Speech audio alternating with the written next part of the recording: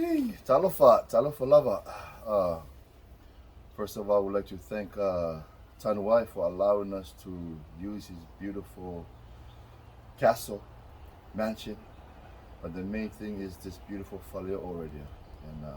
And what a way to start it off. And it makes us feel at home. And welcome to Gets Done. Hope it gets done today. You know, our podcast. I got one of my usos here, Michael, Alisa. You know, I'm good friends with a lot of the family members, and it's so funny. This is the first time we ever met, and he has a great story of his background and comes from a great family. So, welcome, my man. Thank you. Appreciate. Thank you. Humbled to be here. Thank you. Well, share your name and you know, let our guests know where you at, where you from. Yeah. My name is Michael Alisa, born at Cocoa Hospital. Cocoa Hospital. Yeah. Okay. We moved to Utah when I was a baby, and Okay. then moved back to Hawaii when I was 8 years old. Yeah. And then got to go to Laie Elementary, Yeah. Cocoa Intermediate, and Cocoa High for a little bit, Uh-huh. and then back to Utah. Played football out there at Yeah. BYU, and just barely moving back after a long journey out there. Finally getting back home. Yeah, Feels yeah. good. Well, you know, I seen this guy, you know, on social media. I love what he does, you know, and like I say, he has a great story. We have so much stuff. We can go in this in so many different ways, but I want to save some stuff for another time. But, you know, you're moving away from Laie. You went to Laie Elementary and you were born in the Cocoa Hospital and you survived. Right on. All right, you survived. So I want to talk about your journey. And I love following you, your own physical stuff, your training. How did that come about when you went to Utah and taking care of yourself? You're in great shape. You know what I mean? So how did you find yourself getting into in that groove? Yeah, so after college, I was so sad I didn't go to the NFL, right? Like all my dreams were crushed, and that was the only mountain that I knew in my life that I was climbing. And so once that disappeared, I was like, oh, now what? And I thought the next mountain to climb was like make a lot of money. Yeah. And so that was what I was focused on in Utah, and I thought the more rich people I hang out with, the more money I'll make. Oh yeah. And I learned real quickly that, I mean, a lot of these guys, I was with the wrong crowd. A lot of these guys just wanted to party, and before I knew it, I found myself depressed and just living that lifestyle, partying and going out and drinking and all that kind of stuff. And I was working for one of these guys at a software company. It's his company. And that was when I was like, I've had enough. And I quit that job and went back to what made me feel good. So I thought back to my college. I was so out of shape at this point because I wasn't working out and I was drinking alcohol and eating, doing whatever. Well, let's talk about your career at BYU. You played all 4 years over there? Yeah, I was there 5 years because I had a medical red shirt. What position did you play? I played linebacker my freshman year. Yeah. And then because they were really good running backs there, but that was my dream. Running back. Yeah. And once those guys graduated, when I got back from I served a mission. Okay. Once I got back from that, there were a few running backs ahead of me. There were 3 running backs ahead of me. When I asked my coach if I could move to running back, and he was like, "Okay, you're gonna be last string, or be our fullback." Yeah. I was like, "Oh, it's okay," but I love that, so it'll make me work harder. So I moved to running back and ended up earning the starting role. Okay. But then got injured the next season. Yeah. And after that injury, my body just started falling apart. So I finished as a linebacker. Yeah. Because I kind of lost a step. Yeah. So how did that? Because football is huge. That's like everybody's dream to try and make it to the next level, and also it can crush you from going to linebacker to running back. How did that feel your ego or your pride? How did that take a toll on you? You know, because it really can shut down somebody. Yeah. You know, if you don't know how to handle it. Yeah, in the moment, I was questioning a lot of things. I was even questioning God because I was.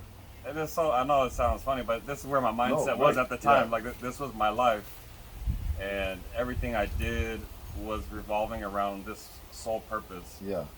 Even my prayers, night and day, were keep me healthy. Help me to perform better at this. Yeah. And so when I started seeing that slowly slip away with each injury, and I see my clock ticking. I'm getting close to my senior year. My body's getting more and more broken. Yeah. And I start to read the writing on the wall. That's when I started to slip into depression.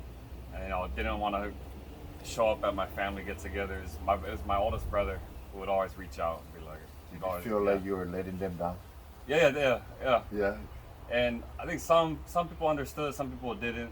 They're a little annoyed that I wasn't showing up, but I had a few people that would reach out regularly, and even if I showed up like 2 hours late to a family get-together, they're like, "Hey, glad you made it." Yeah. That was all they needed to say, and because they already knew, so they were just glad that I was there. Yeah. So that helped a lot, but still after that, that's when I was like, "Okay, well, I'm gonna chase career, money. That'll fill the void." Yeah. And as we all know, just like what we knew, we were told this as kids, money doesn't buy happiness. But in my mind, I thought, well, maybe if I really excel at this again, it'll be like the next thing that I can feel great at. And so you went through that depression mode. Yeah, but I was still like kind of like pressing it down. How did you get yourself through that depression mode? What got you to be depressed, if I say? Then how did you work yourself? Because sometimes we can hide it. Yeah. And how did you work through it? How did you work through it? It was losing football, which was a big part of my identity, and then, like I said, I was questioning God and the religion that I grew up in, and so losing that too. That was also a big part of my identity and my understanding of the universe and where my part was in the world. So when you take all that away, everything that I've ever known is now, I don't even know who I am or why we're here, what the point is of life. Your identity. Yeah, I was like, what does any of this matter? And so then I was like, okay, if nothing really matters, then and we'll just do whatever feels good in the moment. Yeah. And so that's what I did for years, chasing money and living the party lifestyle. Yeah. And we talked about this just briefly before we started, but all that brings, you're just numbing. And that's all I was doing, just numbing. And all the problems that you have, it's like it's under the surface, all the clutter, the mess, and it just keeps piling up. It just kind of gets bigger and bigger. And it felt like it was just sitting right here. Whenever I was alone, that was when I would feel it, and I didn't want to feel it. Yeah. So you keep numbing. Keep numbing. And it was after, so it was like 2019. So I've already been out of college for 5 years at this point. Yeah. And that was when I hit my rock bottom. I was so depressed that I started having suicidal thoughts, and was like, that scared me. I never had that before. And so right when I realized that, I was like, hey, that was kind of a wake-up call. And I sought out help from a professional, just someone I could talk to and be around. And one of the first things they had me doing was like, well, are these people really your friends? That was something that that was a question they had me ask myself. And I was like, yeah, I guess not. You look around this room of people having a good time. Yeah. And I realized that no one really had my back. No one really cared if I was struggling. So that was the first step, was changing my lifestyle and who I was hanging around. Trying to find your identity. And, what was my thing? I wasn't even fully to identity yet. Okay. I was just in survival mode. You're like hiding. Yeah, I was just like, still holding down all the. Yeah, I was like, I feel so cherry. Yeah. How do I get a little bit better? I wasn't even really. I mean, I guess I was still in the back of my mind seeking identity and understanding of what the purpose is of life. Yeah. And I started drawing from the religion I grew up in, grew up Mormon, Okay. and I was looking at some of the things that they believed that I still believe, Yeah. and that I still believe are true principles. So I look at those things. Some things I didn't really believe in anymore, but I started looking at life like, hey, what really matters, Yeah. and what really brings me happiness, and it came to relationships, Okay. my family, and meaningful relationships with Yeah. the people I meet. And so, okay, that I believe in, that I Yeah. can feel, and I know that actually brings me happiness. That makes you happy. Yeah, it brings me joy. Because the people around you, you thought they were making you happy. You enjoying the party life. And also it can hit us like professional players, man, our ego. Hmm. You know what I mean? Our ego is crushed. We thought this is us. This is our identity of making the big dream. You know, living that lifestyle. All of a sudden, it's like it's shut down now.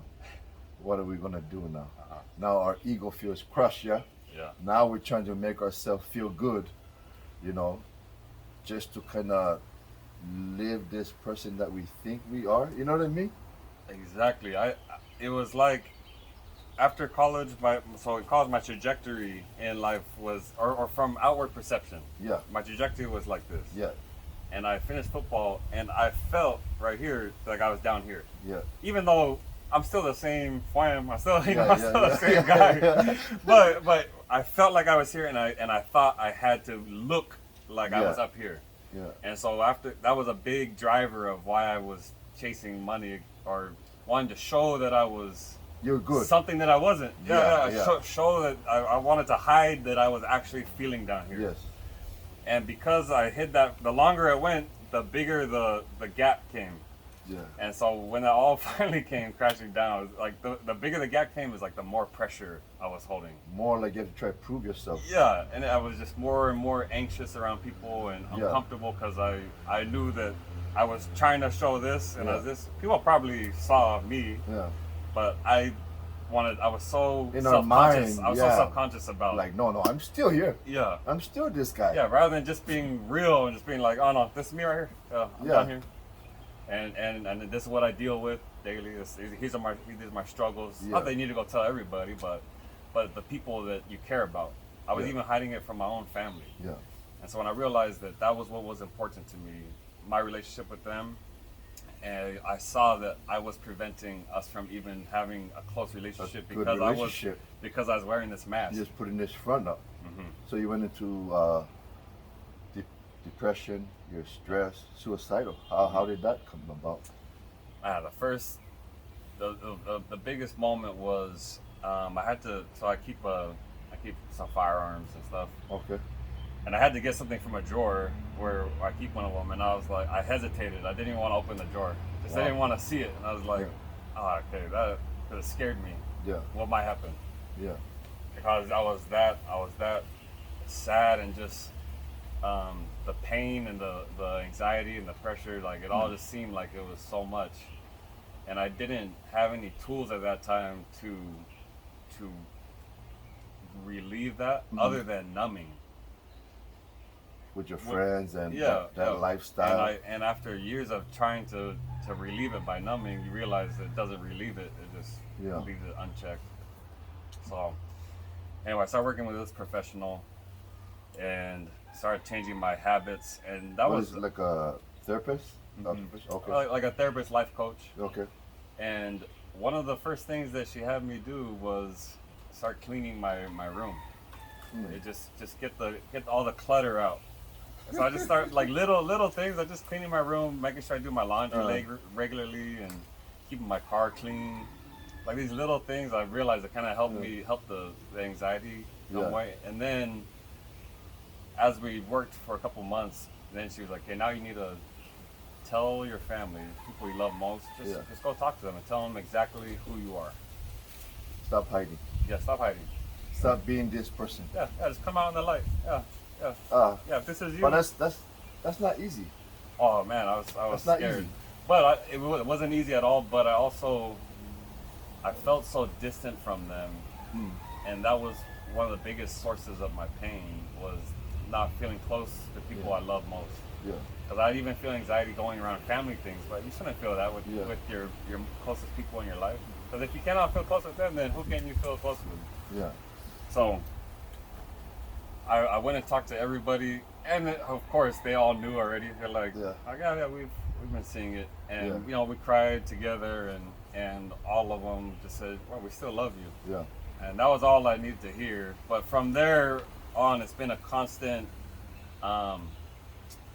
reminder to always try your best to stay on. Like as soon as you start feeling the creeping, the ego, the ego's coming up ego. of wanting to project something bigger than you are. Yeah. Like, okay, you have little things happening in your life or little reminders like, okay, I mean, come back to being authentic and being real.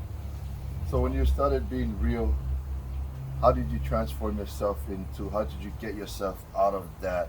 Yeah, this is not me. Yeah, this is me. Yeah. I'm right here now. Yeah. How did you find yourself to kind of build this theme of, building your confidence back, get over the stress, the suicidal? How did you get yourself out of that to now, hey, I gotta live my life. I gotta find what's good for me. Yeah. Yeah. So a few things. One was it was like I wanted to talk to everybody about it all of a sudden. Like I needed to tell someone as soon as I met them, this is me. Yeah. Just so I okay, now that you know who I am, now we can start our friendship. Yeah. Like you know who I am, and you're still hanging around. Okay. And then I realized, that's the best way you can actually get close with someone. Because when you meet someone and you can tell immediately that there's a front. Yeah. And you're already feeling like the fake hey, it's not being real with me, so the friendship doesn't mean as much. So that was one of it. Just trying to be real with everyone that I met or was currently friends with, or my family. And then I started exercising. And I just started, this is during COVID, so I just started going for walks around my neighborhood. And there was a little gym down the street that I started going to. Right. And that made me feel good. I hated exercising. I hated drinking water. Now I drink so much water, but at the time. Why should you drink water? Yeah, at the time I was like, water? That's ridiculous. Yeah. Why drink water when you have so many more flavorful We have all the options? sugar we can eat. Yeah. So that was where it started, and I realized this kind of reminds me of my football days. That was that was the last time I remember being happy. And I thought it was football, but it was all the things that make football. It was staying active, having a team, which means you care more about the people around you than, obviously taking care of yourself, but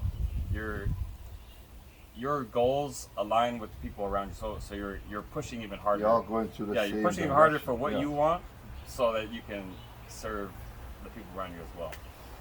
So something like that, I feel like that's something I realized. Okay, now you can shift that to your family and your loved ones. Yeah, they can now they can add to your why and your motivating force in life. And then just having a purpose and having something to get you out of bed in the morning. Yeah. Which at that time I was like, well, I didn't really know what my purpose was or what got me out of bed. Okay. All I knew was I love the people that I love. Yeah. And I want to live, and I want to be happy. And you were tired of that you're so feeling so junked. Oh yeah.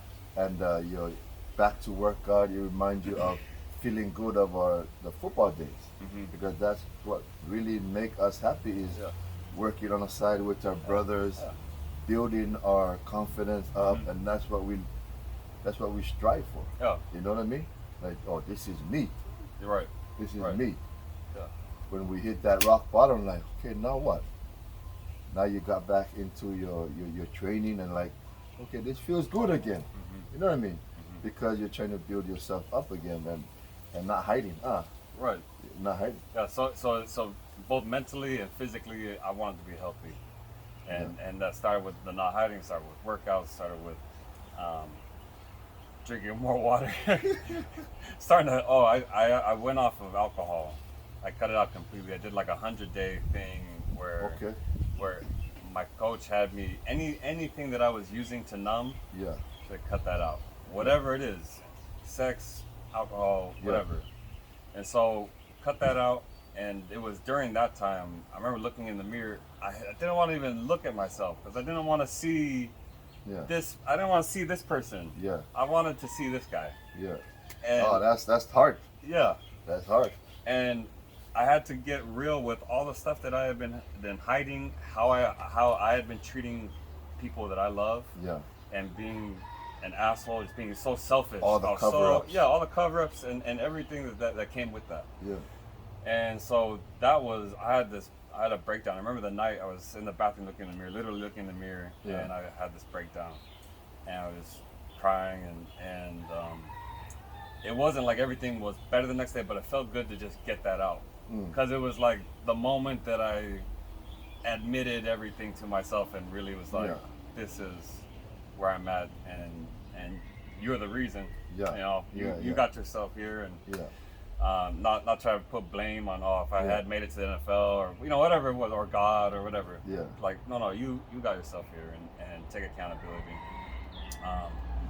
But that was kind of like the moment where things slowly, just every day just started Yeah. to get better from there, and there were still plenty of hard days. That Still was gotta the work for it. realization was you think you have that breakthrough and it's gonna Yeah. be.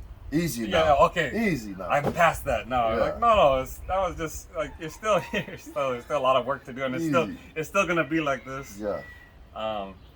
So I started doing these workouts. I quit my job, Okay. and that was when I built that little community in Salt Lake City, doing park workouts, and we had So you had lots of people in there. you were running that. Yeah, it was like an outdoor gym. Okay. So I had gym members, and then when winter hit, there's a Samoan guy that owns a CrossFit gym in Salt Lake, Mane Masuisui. So I asked him if I could rent some of his space during the winter. Okay.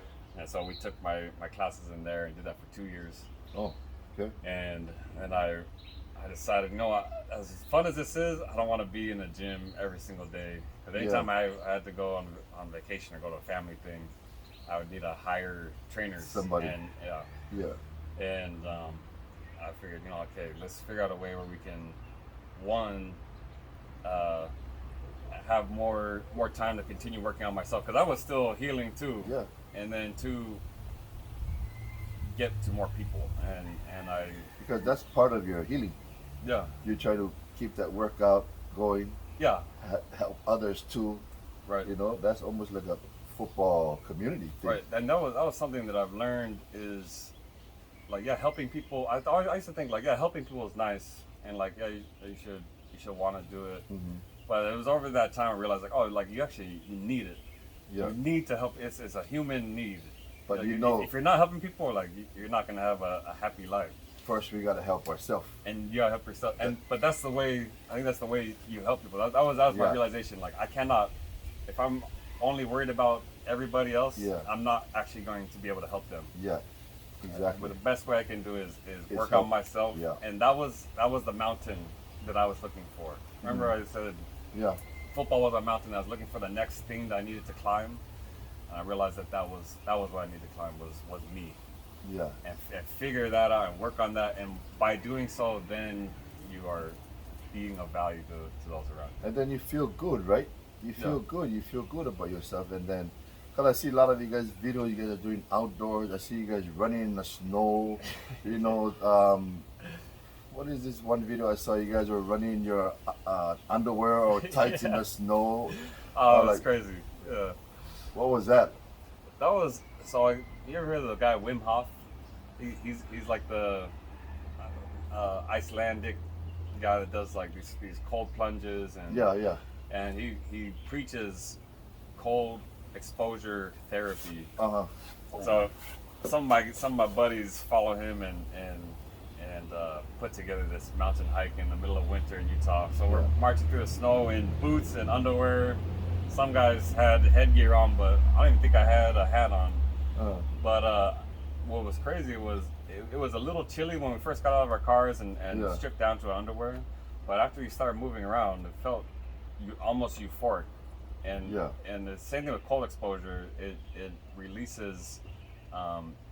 dopamine, Yeah. and not just Yeah. for a short period of time, but like up to 3 hours. Yeah. So as we started hiking, I just started feeling like just so good. Feeling good. Yeah, Feeling and then good. felt good the rest of the day. Yeah. So That's crazy. Yeah. So how mental health yeah, through all that process, you know, with you, you know, mental health has been a big issue, you know, in our culture, in our, you know, in Polynesia that nobody wants to talk about, share about, you know, and sure that was some of the things that came through your mind, suicidal, and how did you, you know, that was part of the issue, yeah, mental health. absolutely. So a few things that I've learned are there are tools to help with that, Mhm. and I spent a lot of time thinking about why I felt so depressed, and it Yeah. was not being real with myself, not being honest with myself, which translates to not being honest with people around me. Because if your soul or you know your center is off from where you actually are, you feel that, and I feel like that translates to all parts of your life, and you start. It's like this thing that's hanging in your head all times. So that was something I realized. The more I can get this on center, the better I feel. It's Yeah. just less to worry about. If you're always trying to cover something up, and then movement, staying healthy, taking care of my body, and just being real with my loved ones, because that's how my relationship with them is taken care of or Yeah. cared for and nourished. Because if that's not there, then I'm also feeling sad and lonely. Because Even in a crowd full of people, Yeah. I used to feel lonely because we didn't have Yeah. this close, intimate You're not relationship being where, real. where they know me. Yeah. Yeah. And I knew they didn't know me because I wasn't showing them the Yeah. real me. Yeah. Yeah. And because of the mental health, like you say, you got to be honest to yourself, and that's what you're trying to dig yourself out of. Yeah. Yeah. You thought you were here. The lies. Yeah. Right. You're lying to yourself. Yeah. Yeah. Lying to ourselves. We thought we were here, Mm-hmm. but the way you dug yourself out, you had to be real. Yeah. You had to be like, okay, you have to hit rock bottom, but sometimes we don't have to hit rock bottom to get out of that mental health. Yeah. And some of the ways you said you seek help, professional help, and that's crazy. You say, clean out everything in the house. Yeah. Throw everything that gives you little triggers here and there. Yeah. Yeah. Learning triggers was a big tool. Yeah. And then you got into your working out. Mm-hmm. Yeah. What are some of the suggestions or you can help give out to some of our families that maybe might, the usos or sisters that maybe might going through that mental health issue? Let's start with getting real with yourself. It comes to, well, I'm thinking of what my coach told me. I started to say what I was going to say, and then I started thinking back to what my coach told me, and it actually started with smaller things. Yeah. Because sometimes just saying getting real with yourself that's a hard thing to do. Yeah. Sometimes we're afraid to do that. Yeah, and you want to leave that for, okay, we'll do that later. And there's also layers to that. Yeah. Yeah, so you can kind of get real here, but there's still more that gotta you go don't want deep. to touch. Yeah. And that's where the progress is. You keep going to that spot that you don't want to go to. The little things in life, you know, removing the clutter from your life. Yeah. So much noise. Holding on too much. Yeah, so much noise, so much stuff that you just gotta gather all that stuff out of your life and take it to DI, take it to Salvation Army, because whether that's people or activities that you're doing, you know, social media, whatever it is that is just distracting you from actually just being present in your life. Yeah. That's the stuff I've found. Like the less I have in my life, less clutter, the happier I've been. And I think for us doing that is also realizing like we try to figure out so much different identity. We think who we are, Mm-hmm. or this is me, then we feel like we're digging ourselves more in the hole, like how you're saying. Yeah? Yeah. Then we're trying to press that down, show this Yeah. this different person show up. Oh, this is me right here. Yeah. Which really deep inside, no, it's not us. Yeah. And I think by that, you doing all that, you really have to dig deeper because there's layers, yeah? There's layers, and you really figure out, like, okay, who am I, yeah? So I think we really have to find out the real happiness in us.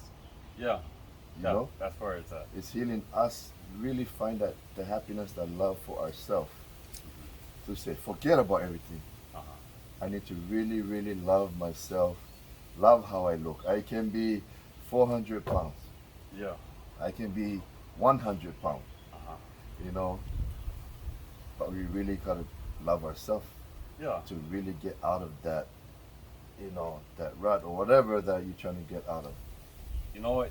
Even if someone wouldn't classify themselves as prideful, Yeah, but they won't do that with themselves Yeah. and be real with themselves, that it's still ego. Ego doesn't always manifest as like yeah, I'm the man, yeah, but ego is the part of you that wants to protect you. It Yeah. wants to declare what your identity is, yeah, and you gotta let go of your identity. yeah, Because I thought that diving deep and getting soft and getting vulnerable, being vulnerable. I felt like that was losing my identity of Yeah. the tough football player. Yeah, You know, someone. Our manhood, That I would be losing that, but in reality, the guys that I respect most that I know they have both. yeah, They can be very soft and Yeah. and tender and vulnerable, and they can kick your ass. Yeah, yeah. But the guys that I meet who are only the tough guys, yeah, those are guys that I'm like, I know I don't feel like you've gone there. yeah. You haven't Yeah. actually gone and done that Yeah. work. And also maybe they don't want to show that part. Oh sure, yeah. One of the best book I read that really helped me open up is Battle Cry. Battle Cry by Mr. Jason O. Wilson, and it talks about healing from within, being emotionally incarcerated. You know what I Yeah. mean? We lock ourselves in, we lock all our emotions in, and then something keeps bothering them. Boom! We explode to our family members, you know, to Yeah. those who we really love, but not to where did this really come from? Deep root, because we're holding so much stuff in. Yeah. And I recommend that book, Battle Cry, by Mr. Jason O. Wilson. Really, really great guy. Follow him on Instagram, and it's very healing. Sometimes I find myself going like this. Sometimes I just have to grab the book and find a message that to help me get back on track, because we need those little reminders. Absolutely. We need those little reminders. Yeah. Now going into your fitness stuff, what are you trying to do with that now? How's that going? How's that making you feel? Where you want to go with that? So that's the next thing that, being real, that's the next thing that it scares me. And I've been dragging my feet on really launching the business. Yeah, Because I see a lot of fitness people out there that Yeah. don't actually provide value. yeah, And it scares me because I'm like, I want to be a really good fitness coach for people, especially online. If I'm not going to be with them in person, I need to have a good system Yeah. of taking care of them and checking up regularly and making sure that they're on the right path to get to their goals. But I was talking to my mom about this the other day, and like that message, and I've seen it before. You can't be great if you never try. yeah, I mean, you can't. What is it? You can't be great if you never start, but you have to start to be great. Something like that. yeah, And so even if I'm not the best trainer, Yeah. I need to start and just be real with my Be real. first clients. Like, hey, Yeah. you guys are some of my first. You guys are Yeah. guinea pigs. Yeah. I promise though that I'll show up best I can, and Yeah. I'm learning. So be in this with me, and Yeah. we'll grow together. And the main thing is what?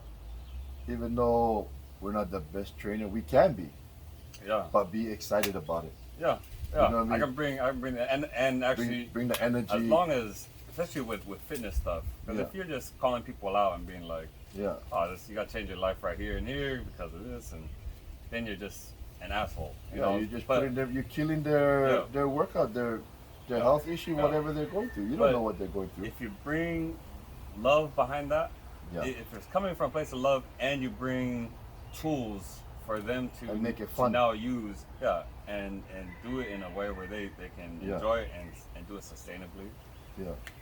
then it's I think that's what you need to be a good fitness. That was the first thing that got me snacking less. Yeah. And I realized whenever I was hungry, I didn't want chips. I wanted some real food. Yeah. And that was kind of where I learned more intuitive eating. Mm. And What was that word? intuitive Yeah. eating. Intuitive eating. Intuitive eating. Yeah. So I never ate breakfast growing up. I did, but I didn't really want it. I was Yeah. usually hungry in the morning. Yeah. So now as an adult, I'm still not really hungry in the morning usually. Yeah. And I'll usually just wait until I'm hungry, which usually ends up being kind of like early afternoon. But the thing is, you just eat when you want to eat. Yeah. When you're actually hungry to eat. And intermittent fasting taught me a lot of the time when I was eating, it was just bored. Yeah. Or thought I should eat at that time. Yeah. And now you realize your body doesn't even need as much food Yeah. as you thought it Yeah. did. And I ended up drinking more water now. And Yeah. that But feeling that I'm sometime- hungry is more just thirsty. Because intermittent fasting can be stressful too. Because sometimes we're like, okay, hurry up. 1 o'clock, I gotta eat. You know, so Yeah. that's why you adjust that. Right. that- And then if you're hungry before 1 o'clock and you need food and you're feeling faint and you eat. eat. But when I was doing intermittent fasting, I would beat myself up about that. You starve yourself. Yeah, I start feeling guilty.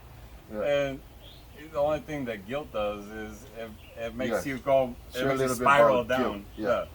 So times where you miss a workout Yeah. or you're not following the super strict diet plan. That's why I'm not a fan of these really strict diet plans. Me either. too. Me too. Like, sure, maybe if you have like a bodybuilding competition coming Yeah. up in a week, then yeah, okay, like you can be really, Yeah, really that's strict. different. But that's not sustainability, and that's what I'm more concerned about is how can we have a healthy lifestyle, not just for that pool party end of the month. Mhm. You know, I want the full lifestyle. I want to live like this. Healthy. And And that guilt. yeah, guilt just keeps you away from doing the things that you do for yourself when you love yourself. Yeah. If you hate yourself, Say that again. The last one. You love what? when you love yourself, you're gonna do the things that show love to Yeah. yourself. When you're guilty, then you're shaming yourself. You're hating on yourself, and you're gonna keep yourself from doing those things. I had so much guilt every time I mess up or fail or not do a workout. I feel so junk, like guilt. You know, my wife taught me, shout out to my wife about that, the guilt, about like, don't feel guilty. If you eat something, you eat a cheeseburger or eat it, don't feel guilty about it. You know what I mean? Yeah. Enjoy it. Enjoy it. That's the thing. People have the chocolate, have the burger, And they feel like you mess up your. but they can't even enjoy it. So it. you're eating that thing, and you're at the same time you're beating yourself up. Yeah. Like you need to hide it, and you're shaming yourself. Yeah. You're not Right. gonna tell your friend I ate a cheeseburger. Yeah. Man, just enjoy every single bite, and Enjoy then once it. you have that, okay, that was a Reset. great cheeseburger. That was a great chocolate bar. Enjoy it. And now, let's go on with your life. Keep loving yourself. Because the guilt only pushes us back, only pushes us down. And hey, don't let it. I had to learn that. I didn't even know I was doing it to myself. You probably, right? Yeah, big time. Big time. You realize when you love yourself, then you want to go work out. Then you want to drink more water. Yeah. Because you start caring about your body more. Yeah. like caring about, okay, what's something I need more sleep. Yeah. Because I love myself so much, Sleep I want is- to go to bed sleep is- early instead of staying up on my phone playing games until Yeah. 3 a.m. You know? Yeah. That is so key about the guilt stuff, about the eating stuff. Any last minute you want to give a shout out to our friends, our family out there? Just, health or anything. I've enjoyed this so much. Me too. And this is such important stuff for all of us to talk to. Yeah. Love you guys. Keep getting back on that horse. You're gonna fall off the horse. I just saw this the other day. Everyone falls off the horse, but Yeah. the main thing is learning to get back on the horse as fast as possible. So And don't feel guilty, because it happens. Yeah. Everyone does it. Don't Yeah. feel guilty. If you beat yourself up about the horse, you're gonna forget to get back on the Yeah. horse. find a pony if you don't have a horse.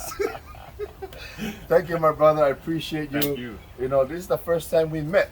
It's the first time we met, and I appreciate you. You're in great shape, but you guys don't have to do what he does. You guys don't have to eat what he does. Do what works for you, and don't feel guilty about it. I go by this three R's: reset, rebuild, reconnect. Whatever you felt like you failed in or not failed, I don't like to use the word fail. Whatever you need to reconnect with your friendship, loved ones, or whatever. Rebuild that relationship, or rebuild that identity, and reconnect with the higher power. If you don't have that higher power, which is okay, reconnect with good people around you that's going to uplift you, you have the same purpose with no judgment, and everything like that. So reset, rebuild, reconnect. I appreciate it, my brother. Appreciate I love you, man. Thank you so much. And I Love know you. we're going to do more things from here on. All right, love you guys.